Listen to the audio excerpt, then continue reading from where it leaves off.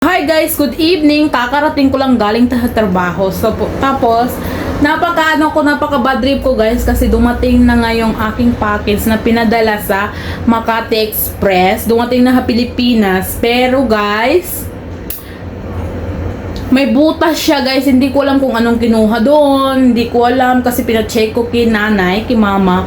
Hindi ko na matandaan kung anong pinanglagay ko doon. Pero malaki talaga yung butas guys. Sabi nga nung nung delivery boy, sabi nila is na butas daw na siya na parang nahulog siya kung mahulog siya is hindi siya mabubutas ng ganung parang isang suntok na malaki, ganyan na siya. Hindi siya mabutas ng ganun kasi lang siya, ganyan siya o ma-scratch ay yung box niya, di ba? Yung box niya. Yun kasi guys, dumating sa bahay. Yan yung picture niya, yan. Hindi ko alam kung ano yung kinuha sa ilalim.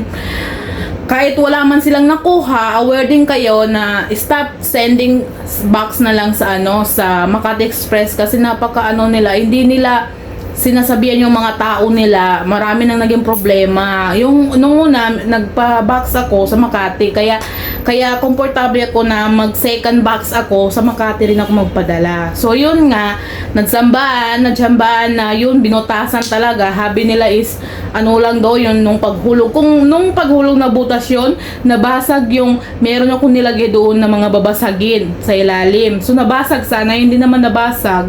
So yun, hinayan talaga kuha. Tapos sabi ko ni mama, kung ano man ang nakuha dyan, sige na, dibali na lang. Sana po, sa susunod po, isipin nyo po, is pinaghirapan ng OFW yan, na ipunin 2 months, 3 months, na iniipon-ipon nila. Yung minsan nagnanako ng sa kumukuha na mga grocery na galing sa kusina ni madam, para makalagay lang sa package. Tapos kukunin nyo lang, nako, ninako lang na namin, ninakawin nyo pa sa kusina. So yun nga guys,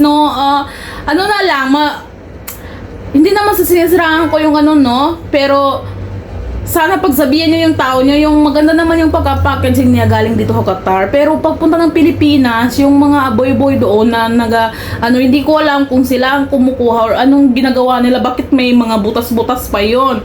So yun nga, habi ko sa mama ko, di bali na lang na kung ano man nakuha nila dyan or kung wala, basta i-aware ko lang, ko lang kayo kasi baka mag-send kayo sa Makati Express na mag-send kayo ng box, so maglagay kayo ng mga importante, mga bagay ng mga cellphone, mga laptop, mga wag na lang po kasi yun nga, nabuksan yun, parang nakakabalin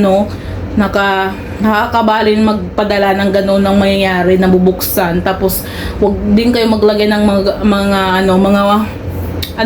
mamahaling bagay kasi yun nga, siguro wala siyang nakita doon, hindi niya kinuha, wala siyang nakita kasi ang ginawa ko sa package ko is nilagay ko is mga damit sa baba, tapos sa taas niya doon na yung mga food. Sa center ko nilagay naman yung mga babasagin, ganyan. At saka hindi naman gaano yun gusto ko sana ilagay yung maglagay nga ako ng laptop, pero naisip ko hindi na lang, ganyan. Wag na lang guys, wag na lang kayo kung magpalit na lang kayo, wag na lang sa Makati Express. Kasi pagsabihan nyo kasi yung mga boy nyo sa mga warehouse na wag nyong galawin yan, pinagpaguran namin dito sa sa ibang bansa, tapos gaganyan nyo, kukunin lang nyo, basta-basta nyo lang bubuksan yung package na hindi nyo pinapaalam, ganyan. So yan yung mga video guys, yan yung video nga.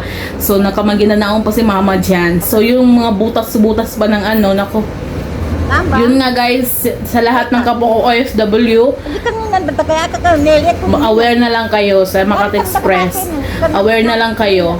Hindi ko sinisiraan ito, pero nangyari talaga sa box ko, baka mangyari din sa box nyo. So sa mga taong nag-open ng mga box is mahiya naman kayo, magtrabaho kayo, meron naman kayong sweldo sa Makati, ganyan. Tapos kukunin nyo yung mga pinaghirapan ng mga OFW dito sa ibang bansa. Hindi nyo alam kung gaano kahirap magtrabaho dito. That's all for today. Thank you.